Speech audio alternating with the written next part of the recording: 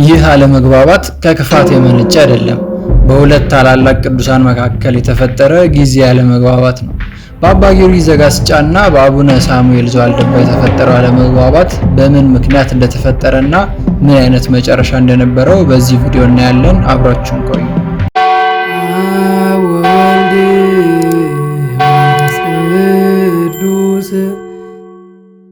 በአንዳንድ ጉዳዮች አለመግባባት በራሱ የኃጢአተኝነት መገለጫ ሊሆን አይችልም። ጸብን የሚዘራ ጠላት ዲያብሎስ እንደሆነ በሰፈረበት በመጽሐፍ ቅዱስ ላይ የተለያዩ ቅዱሳን አለመግባባትም እንዲሁ ተጽፎ እናነባለን። በዛሬው መሰናዷችን በአባታችን በአባ ጊዮርጊስ ዘጋስጫ ገድል ላይ የሰፈረውን ታሪክ መነሻ አድርገን በአንድ ወቅት በአባ ጊዮርጊስ ዘጋስጫ እና በአባ ሳሙኤል ዘዋልድባ መካከል የተፈጠረውን አለመግባባት እናስቃኛቸዋለን። ይህ ታሪክ የተፈጸመው ከዛሬ 600 ዓመት በፊት ነው። አቡነ ሳሙኤል ዘዋልድባ ከእርሳቸው በፊት ተመስርቶ ለ100 ዓመታት አገልግሎት ሲሰጥ የቆየው ታላቁ የዋልድባ ገዳም ተዳክሞ በነበረበት ዘመን ተነስተው ዋልድባን ከጥፋት የታደጉ መናንያንን በማሰባሰብ እንደገና ያስፋፉ በመሆናቸው ዘዋሊ አሊያም ዘዋልድባ የሚል ቅጽል ተሰጥቷቸዋል። አቡነ ሳሙኤል ዘዋልድባ ከዚህ ዓለም በምናኔ ተለይተው ግርማ ሌሊቱን፣ ድምፀ አራዊቱን፣ ጸባጋንንትን፣ የሌሊት ቁር፣ የቀን ሐሩርን ታግሰው የጽድቅን ጎዳና ተከትለው ብዙ ገድል በመስራት ልዩ ልዩ ታምራትን አድርገዋል። ይህም በገድልና በታምራት መጽሐፋቸው በሰፊው ተመዝግቦ ይገኛል። በዘመናቸው የነበሩት አባ ጊዮርጊስ ዘጋስጫም በዋልድባ ገዳም በዚህ መልኩ ታላቅ ተጋድሎ የሚፈጽሙት አቡነ ሳሙኤል ዘዋልድባን ለመሳለምና ከእርሳቸው በረከት ለመቀበል በማሰብ ወደ ዋልድባ ገዳም ጉዟቸውን ያደርጋሉ።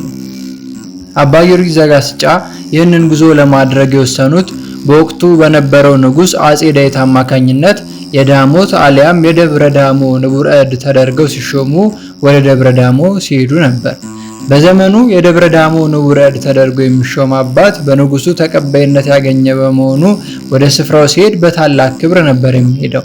አባ ጊዮርጊስ ዘጋስጫም ወደ ደብረ ዳሞ ሲሄዱ በቅሎችን የጫኑ ሰዎች አጅበዋቸው በታላቅ ክብር ነበር ጉዟቸውን ያደረጉት። አቡነ ሳሙኤል ዘዋልድባ ስለ አባ ጊዮርጊስ ዘጋስጫ የተወሰኑ ነገሮችን ሰምተው ስለነበር አባ ጊዮርጊስን ለማግኘት ይፈልጉ ነበር። ወደ ገዳማቸው እየመጡ እንደሆነ ሲሰሙ በታላቅ ደስታ አባ ጊዮርጊስ ዘጋስጫን መጠባበቅ ጀመሩ። ነገር ግን ያላሰቡት ነገር ገጠማቸው። ገዳማዊ መነኩሴ ናቸው ብለው የሚጠብቋቸው አባ ጊዮርጊስ በበቅሎ ታጅበው በታላቅ ክብርና ግርማ ሲመጡ ዓለማዊ ሰው እንደሆኑ ብለው አሰቡ። በዚህ ምክንያት አቡነ ሳሙኤል ዘዋልድባ በገዳም ተወሰነው የሚኖሩ እንደመሆናቸው አባ ጊዮርጊስን ሳይቀበሏቸው ሳያገኟቸው ቀሩ። ምንም እንኳን አባ ጊዮርጊስ ወደ እርሳቸው እየመጡ እንደሆኑ ቢረዱም እሳቸው ግን ወደ በዓታቸው ገቡ። አባ ጊዮርጊስ ዘጋስጫ አቡነ ሳሙኤል ዘዋልድባን ማግኘት ቢፈልጉም አቡነ ሳሙኤል ዘዋልድባ በዓታቸው ገብተው ስለዘጉ ያገኟቸው አልቻሉም። ረጅም መንገድ ተጉዘው ቢመጡም አቡነ ሳሙኤል ሊያገኟቸው እንዳልፈለጉ ስለተረዱ እሳቸውን ሳያገኙ ወደ ደብረ ዳሞ መሄድ እንዳለባቸው ተረዱና ከዋልድባ ገዳም አቡነ ሳሙኤልን ሳያገኙ መንገዳቸውን ቀጠሉ። የአባ ጊዮርጊስ ዘጋስጫ ገድል ይህንን ሲያስረዳ አባ ጊዮርጊስ በልቡ የዋህና ትሑት ሆነ፣ ሳይቆጣም ገዳሙን ትቶ መንገዱን ቀጠለ በማለት ያብራራል። አባ ጊዮርጊስ ዘጋስጫና አቡነ ሳሙኤል ዘዋልድባ ሳይገናኙ ተለያዩ። አንዳቸውን ለማየት መሻታቸው አልተፈጸመም። አቡነ ሳሙኤል ዘዋልድባ ከአባ ጊዮርጊስ ዘጋስጫ አመጣጥ ስለ አባ ጊዮርጊስ ዘጋስጫ ያላቸው አመለካከት በመቀየሩ በእንግድነት ወደ ገዳማቸው የመጡትን አባ ጊዮርጊስ ዘጋስጫን ሊቀበሏቸው አልቻሉም። እንዲያ የጓጉላቸው ገዳማዊ እንደ ዓለማውያን በግርማና በክብር በአጀባ ሲመጡ አቡነ ሳሙኤል ጨከኑ። በአንበሳ ጀርባ የሚንቀሳቀሱት አራዊት የሚታዘዝላቸው አቡነ ሳሙኤል ዘዋልድባ የቤተ መንግስት አዛዦችን አስከትለው የመጡት አባ ጊዮርጊስን ለማግኘት አልወደዱም። ይህ የቅዱሳን አለመግባባት የተለየ ነው። የተለየ መሆኑን የምንረዳው በቅዱሳኑ አለመግባባት መሃል ዳኛ ሆኖ ያልተግባቡትን ለማግባባት ያልታረቁትን ለማስታረቅ የተቻለው ዳኛ እግዚአብሔር መሆኑን ስናይ ነው። አባ ጊዮርጊስ ዘጋስጫ ዋልድባ ገዳምን ትተው ከሄዱ በኋላ አቡነ ሳሙኤል ዘዋልድባ እዚያው በዓታቸው እንዳሉ በዚህ የቅዱሳን አለመግባባት መሃል ዳኛ ይሆን ዘንድ እግዚአብሔር ወደ አቡነ ሳሙኤል ዘንድ መጥቶ የአባ ጊዮርጊስ ዘጋስጫን ክብር ለአቡነ ሳሙኤል ዘዋልድባ ገለጸላቸው። በበቅሎ ከመታጀብ በታላቅ ግርማ ከመንቀሳቀስ ጀርባ ያለውን የአባ ጊዮርጊስ ትህትናን አቡነ ሳሙኤል ሲረዱ ዓለማዊ ሰውን በመምሰል የተደበቀውን የአባ ጊዮርጊስ ዘጋስጫን ትህትናና ቅድስና አቡነ ሳሙኤል ሲያስተውሉ እኒህን ታላቅ ቅዱስ ወደ በዓታቸው ባለማስገባታቸው አዘኑ። ያደረጉት ነገር ትክክል እንዳልነበር ተረዱ። ይህንን ጸጸታቸውን የሚገልጽ የይቅርታ መልእክት በመንገድ ላይ ለሚገኙት ለአባ ጊዮርጊስ ዘጋስጫ እንዲህ ሲሉ ላኩ። የእግዚአብሔር አገልጋይ ወንድሜ ሆይ ይቅር በለኝ። አንተ የእግዚአብሔር ሰው እንደሆን እንደምትፈራውም የእመቤታችን ድንግል ማርያምን ፍቅር እንዳለ አወቅሁ። ይህንን የይቅርታ ጥያቄያቸውን በፈጣን መልእክተኛ ወደ አባ ጊዮርጊስ ላኩ። ይህ ያልዘገየ ይቅርታ ነው። በእግዚአብሔር ጠቋሚነት የተጸጸተ ልብ ያመነጨው ይቅርታ ነው። ከቅዱሱ ከአቡነ ሳሙኤል ዘዋልድባ ወደ ሌላኛው ቅዱስ አባ ጊዮርጊስ ዘጋስጫ የተላከ የይቅርታ ደብዳቤ። ይህ የይቅርታ ጥያቄ አባ ጊዮርጊስ ዘጋስጫ ጋር ከደረሰ በኋላ የአባ ጊዮርጊስ ዘጋስጫን አቅጣጫ አስቀይሮ ወደ ዋልድባ እንዲመለሱ ማድረግ ግን አልተቻለውም። አባ ጊዮርጊስ ዘጋስጫ በንቡረ እድነት ወደ ተሾሙበት ወደ ደብረ ዳሞ በመሄድ በዚያ ለሚገኙ የእግዚአብሔርን ቃል ለተጠሙ ምዕመናን ወንጌልን ለማስተማር ቸኩለው ነበርና አስቀድሞም ቢሆን በልባቸው ቂም ላልያዙባቸው ለአቡነ ሳሙኤል ዘዋልድባ እንዲህ ሲሉ መልእክት ላኩ። አባቴ ሆይ እኔ ኃጢአተኛ ነኝ፣ እግዚአብሔር ይቅር ይበልህ። ካሁን በኋላ በረከትህን ይቀበሉ ዘንድ ወደ አንተ የሚመጡ ምዕመናንን አትመልሳቸው። መጽሐፍ የጻድቅ ሰው ጸሎት ግዳጅ ትፈጽማለች ብሏልና እኔም ወደ አንተ እስክመጣ ድረስ በጸሎት አትርሳኝ። አባ ጊዮርጊስ ዘጋስጫ ይህንን መልእክት ወደ አቡነ ሳሙኤል ዘዋልድባ ከላኩ በኋላ ለወንጌል አገልግሎት ወደ ደብረ ዳሞ አቀኑ።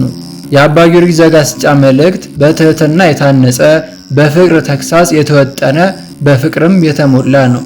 በቅዱሳን መካከል የገጠመው አለመግባባት በእግዚአብሔር አሸማጋይነት የተፈታ፣ ለትውልድ አስተማሪ ይሆን ዘንድ ሕያው የሆነ ነው። ፍቅርን ማዕከል ላደረገ ግንኙነት ምሳሌ የሚሆን የይቅርታን መንፈስ በልቦናችን የሚሞላ የቅዱሳን ታሪክ ነው።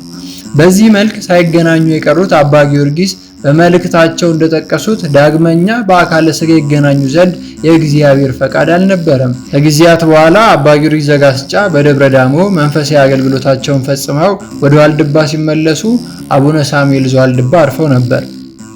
አባ ጊዮርጊስ ዘጋስጫም ወደ አቡነ ሳሙኤል ዘዋልድባ መቃብር በመሄድ ከቂም ንጹሕ በሆነ ፍቅራቸው አቡነ ሳሙኤልን እንዲህ ሲሉ አመሰገኑ።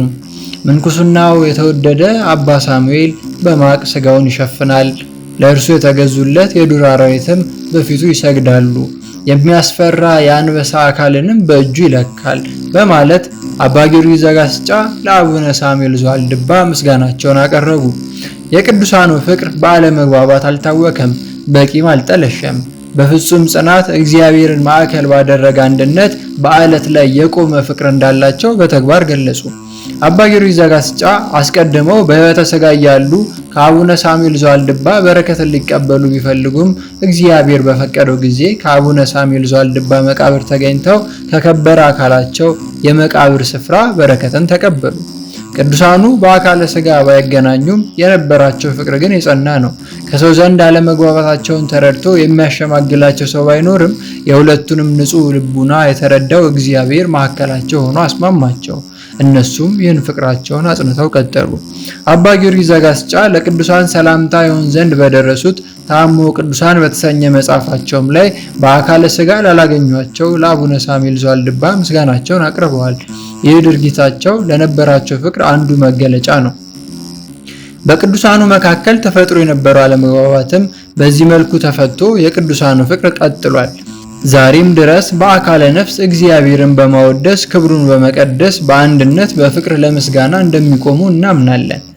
በአባ ጊዮርጊስ ዘጋስጫና በአቡነ ሳሙኤል ዘዋልድባ አለመግባባት የተገረሙበትን ሐሳብ እንዲሁም ሐሳብና አስተያየቶን በአስተያየት መስጫው ላይ ጻፉልን። ቻናሉን በመከተል በቀጣይ የሚለቀቁ ይዘቶችን በፍጥነት ያገኙ።